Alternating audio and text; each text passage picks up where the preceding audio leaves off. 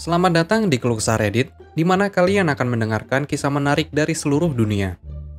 Kali ini adalah beberapa kisah tentang malicious compliance yang singkatnya memberi pelajaran kepada seseorang yang ngeyel alias kolot.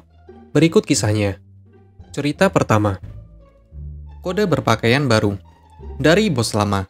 Semua asisten admin telah bekerja di sana selama lebih dari 1 dekade dan berusia akhir 50-an dan awal 60-an.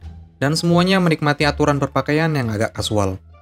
Tidak ada yang memakai jeans, tetapi mereka selalu berbicara tentang pentingnya sepatu yang nyaman. Kami juga memiliki cuti sakit tanpa batas. Suatu hari, bos memutuskan kalau itu akan menjadi standar bersepatu hanya untuk semua orang, kecuali jika kami memiliki catatan dokter. Aturan baru mulai berlaku dan setiap admin mengambil cuti sakit Jumat sore untuk mendapatkan catatan dokter yang mengatakan mereka membutuhkan sepatu yang nyaman. Efek bersihnya adalah hilangnya setengah hari kerja, dan masih 100% sepatu yang nyaman. Ekspresi wajah bos Senin pagi itu tidak ternilai harganya. Cerita kedua. Manajer baru mencabut lembur dan wajib istirahat makan siang. Semoga beruntung. Aku bekerja untuk sebuah perusahaan pialang besar sebagai karyawan per jam. Setiap hari, aku bekerja hingga makan siang dan melakukan setidaknya 1 jam lembur untuk menangani beban kerja berat yang diterima timku. Jam lembur ekstra melebihi jam kerja normal, tetapi aku juga akan mendapatkan waktu lembur 45 menit lagi untuk bekerja hingga makan siang. Bukan hanya aku, tetapi 3 orang lain di timku juga melakukan ini. Kami semua baik-baik saja dengan itu, karena pembayaran lembur membantu kami, dan kami dapat meninggalkan pekerjaan dengan tugas kami untuk hari itu selesai. Tugasnya sangat berulang, sehingga kami tidak takut kehabisan tenaga.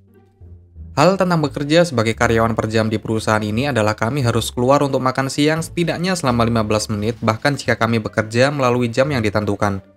Sekali lagi, ini bagus bagi kita semua, karena pembayaran lembur lebih dari sekedar menebus 15 menit dari gaji yang hilang setiap hari. Sistem ini bekerja dengan sangat baik selama sekitar 2 tahun, tetapi kemudian kami mendapat manajer baru. Dia adalah orang yang keras, membuat segalanya seefisien mungkin dan kami tahu dia akan datang setelah uang lembur kami. Bagian terbaik tentang dia menjadi manajer adalah dia sama sekali tidak tahu apa-apa tentang pekerjaan yang kami lakukan. Dia tidak mengerti tentang departemen secara keseluruhan dan seberapa tinggi alur kerja kami. 3 minggu setelah manajer baru ini bekerja, dia mengadakan rapat untuk kita semua dan mengatakan apapun yang terjadi, kita harus makan siang 1 jam setiap hari dan tidak boleh lembur. Meskipun sepertinya hal yang baik untuk dia lakukan untuk memberi kami istirahat, dia jelas datang setelah uang lembur kami. Aku punya pertanyaan, seperti bagaimana dia mengharapkan semuanya selesai setiap hari tanpa bekerja melalui makan siang dan lembur yang kami berikan. Tanggapannya adalah, kami mempekerjakan kalian semua selama 40 jam kerja seminggu. Jadi untuk itulah kamu akan bekerja. Lebih dari itu praktis mencuri uang dari perusahaan. Jadi begitulah pembayaran lembur kami. Sejak hari itu, aku mengambil makan siang selama 1 jam, dan memastikan untuk memiliki setidaknya 1 rekan setim lainnya. Aku juga mulai pulang tepat waktu setiap hari setelah waktuku selesai terlepas dari berapa banyak pekerjaan yang masih harus dilakukan. Seperti yang mungkin sudah kalian duga, banyak pekerjaan mulai mundur. Manajer kami mulai berkeringat menanyakan mengapa kami begitu lelet. Dan aku duduk di sana mengatakan kami hanya dapat melakukan begitu banyak tugas dalam 40 jam seminggu. Ini berlanjut selama sekitar 2-3 bulan. Dan kemudian kami secara acak menerima email dari bos kami yang mengatakan lembur diizinkan lagi dan istirahat makan siang 1 jam tidak lagi wajib, tetapi mereka merekomendasikan agar kami tetap melakukannya. Alih-alih mempekerjakan banyak orang untuk membantu cadangan tugas, memberikan lembur kepada orang-orang yang sudah terlatih jelas merupakan pilihan yang lebih baik dalam situasi ini. Setidaknya seseorang dalam manajemen memiliki akal sehat sebelum segalanya menjadi terlalu lepas kendali. Cerita ketiga. Aku harus mulai lebih awal kapan jam berapa aku tiba. Baiklah kalau begitu. Cerita ibuku, bukan ceritaku. Ibuku adalah pensiunan pustakawan SMA, dan ayahku adalah pensiunan kepala sekolah dasar. Sekolah ayah 5 mil lebih jauh dari sekolah ibu, jadi mereka pergi bekerja bersama selama tahun ajaran. Hari-hari SMA dimulai pada pukul 8.15. Sedangkan hari sekolah dasar dimulai pada pukul 8.30. Ayah selalu ingin bekerja lebih awal, jadi dia mengantar ibu jam 7. Ibu, sebagai dirinya sendiri, akan membuka perpustakaan untuk siswa pada pukul 7, dan para siswa memiliki waktu tambahan 30 menit di perpustakaan daripada yang diamanatkan. Suatu hari ibu menyetir sendiri karena ayah punya janji hari itu. Ia tiba pukul 7.30 untuk melihat kepala sekolah menunggunya.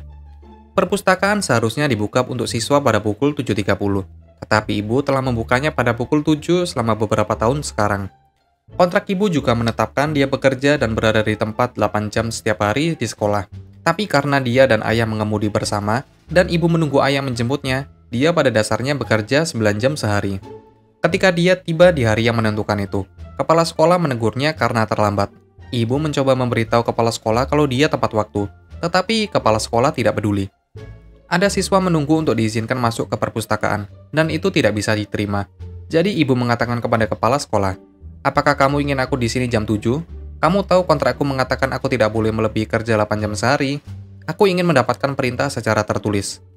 Ibu memiliki surat yang ditandatangani kepala sekolah dalam waktu 1 jam. Sejak itu, ibu tiba jam 7 dan pulang jam 3 sore, 15 menit sebelum sekolah selesai. Ibu hampir sampai di rumah sebelum bel terakhir hari itu berbunyi. Jika ada yang menanyainya, ibu akan mengeluarkan surat kepala sekolah dan menunjukkannya kepada mereka. Kepala sekolah tidak pernah berdebat dengan ibu lagi. Terima kasih telah menonton video ini. Kalian bisa like, komen, dan subscribe channel ini. Sampai bertemu di video selanjutnya.